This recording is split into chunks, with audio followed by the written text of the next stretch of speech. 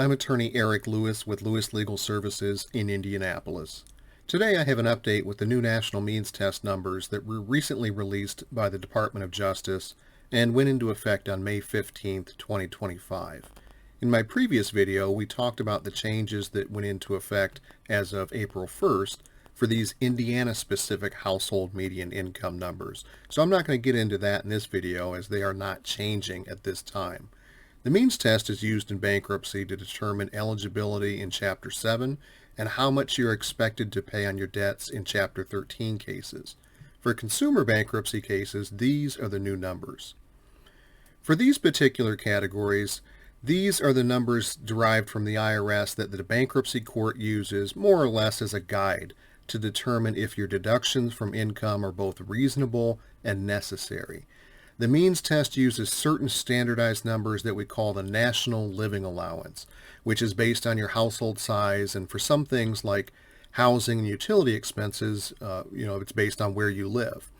There are other expenses, of course, that you can take in a means test for Chapter 7 or a determination of disposable income in Chapter 13, numbers that are unique to you, like what a certain amount of charitable contributions that you make, what you make for retirement contributions, what you pay for life insurance or health insurance.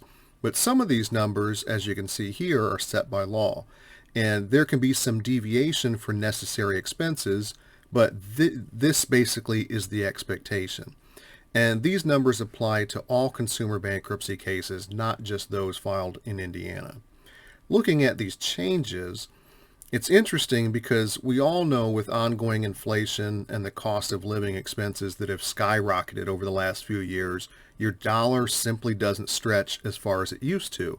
And people who file bankruptcy are entitled to live and be able to pay for certain necessities before they consider their ability to pay debts like credit cards and other liabilities.